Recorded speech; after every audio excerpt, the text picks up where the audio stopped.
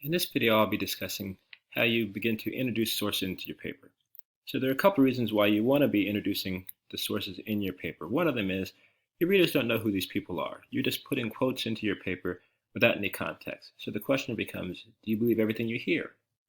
The answer probably is no. So you have to assume your readers will come in a little bit skeptical as well. So providing a little bit of introduction to say where the information came from is going to be helpful. The second reason why you want to think about integrating evidence into your paper more smoothly is because you all have different writing patterns. If I read your work, I can see you have very repetitious ways of beginning sentences, setting things up. You kind of have a voice, for a lack of a better term, in your writing. So let's just say I'm talking here to you in this video, and I just stop talking. And then I hit play on a tape recorder, and you hear somebody else's voice play for 10 seconds. Then I hit stop, and I just go on talking like nothing ever happened. That would seem pretty weird. For you, if you're writing your papers and you're not setting up the information as you put it in, that's how it seems to your readers. Out of nowhere, another voice comes in, a chunk of quotation, an example, and then all of a sudden it's gone with no setup and no context. You have to think about that cohesive connection between the evidence. So you're setting it up, you're providing the evidence, and you're commenting on it in the back end. I'll have another video about the evidence and the commentary, but for now we're just going to think about how you begin to set these sources up.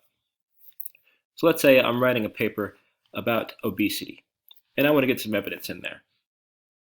The percentage of children aged 6 to 11 who are obese, a step up from overweight, jumped from 7% in 1980 to more than 17% in 2012. I have that information. I put it in there, but how do my readers know where that information came from? I have to have some sort of introduction, or what I will call a signal phrase in this video, to set it up or signal to my readers where this information is coming from. So you'll see here my setup is the Centers for Disease Control. That's a reputable source. They're a government agency, they do research, they track the information and data. I'm letting my readers know where this information comes from, which ultimately makes me seem more credible. Again, thinking about that rhetorical situation, thinking about a real audience of readers who might agree or disagree with your saying. So signal phrases are pretty easy. All you want to do is think about who the person is and how you introduce them and set up the use of the information in your paper. So let's go down and look at some more signal phrases. You could say according to the author, or according to the title of the article. In the article, and then you quote you put the name of the article in there. In the opinion of, author's name. Author X suggests. So you'll see that I have this pattern of author's name and a verb, because you want to start thinking about that authorial intent. What is that person trying to do with that? Are they just suggesting something? Are they arguing something? We go over to this next column, you start to see some more of these kind of reporting verbs. Are they rejecting ideas? Are they writing something, just kind of saying they wrote this thing? Are they arguing? Are they emphasizing something? Are they endorsing something? Are they denying something?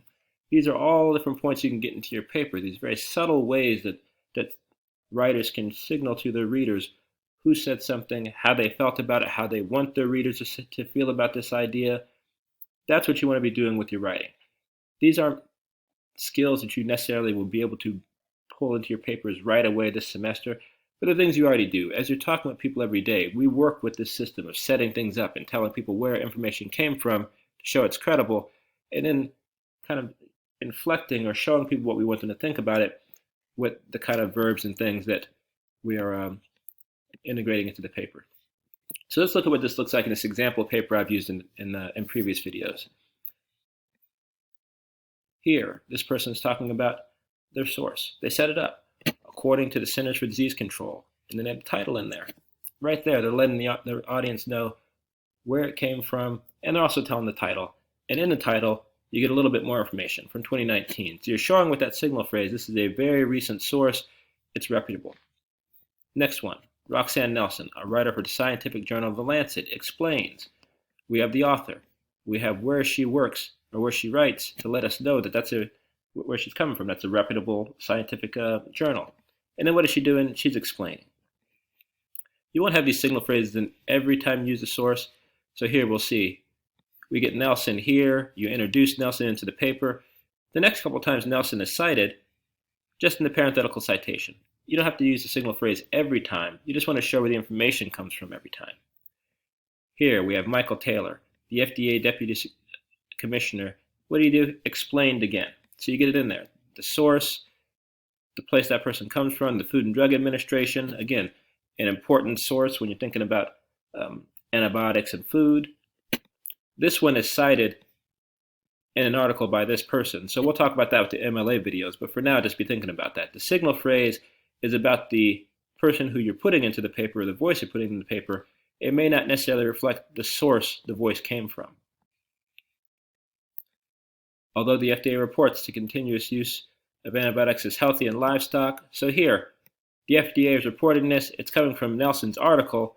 FDA said it, not Nelson. You're just showing where it came from, connecting those different things. So you'll go through, I didn't highlight all of them in the video, but I wanted you to be thinking about how you set these things up. Again, here. However, microbiologist and medical doctor at Tufts University, Stuart Levy.